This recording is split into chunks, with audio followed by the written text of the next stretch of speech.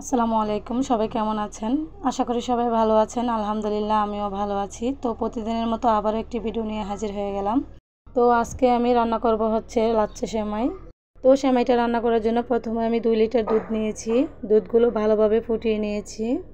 এখন এই পর্যায়ে আমি দিয়ে দিব হচ্ছে 2টো তেজপাতা, সাথে দিয়ে দিব একটি দারচিনি, 2টো এলাচ।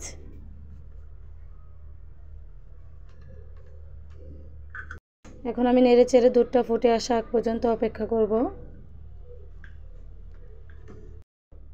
এখন দুধটা ফুটে এসেছে, এই পর্যায়ে আমি দিয়ে দিব পরিমাণ মতো চিনি।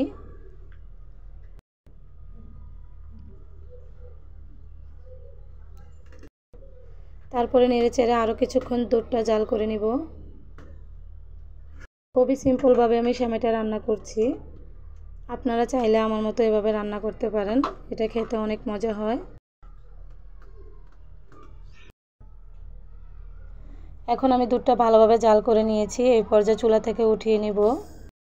চুলা থেকে উঠিয়ে দুধটা আমি কিছুক্ষণ ঠান্ডা করে নিব।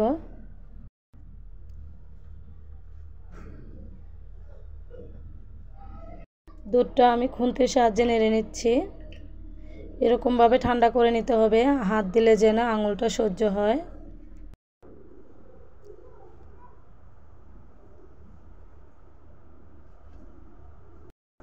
এখানে আমি পরিমাণ মতো সেমাই নিয়ে নিয়েছি।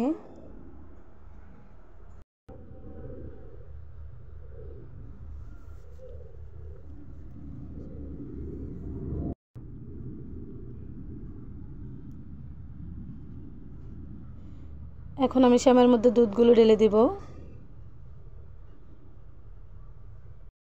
এই সেমাইতে দুধের পরিমাণটা বেশি দিলে অনেক মজা হয়। এখন একটা খুন্তির সাহায্যে হালকা করে নেড়ে চেড়ে দিব। তারপরে এর মধ্যে দিয়ে দিব নারকেল কোরানো।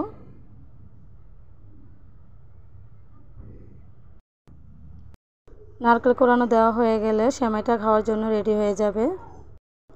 আপনারা চাইলে গরম গরম পরিবেশন করতে পারেন, আবার ঠান্ডা করেও পরিবেশন করতে পারেন।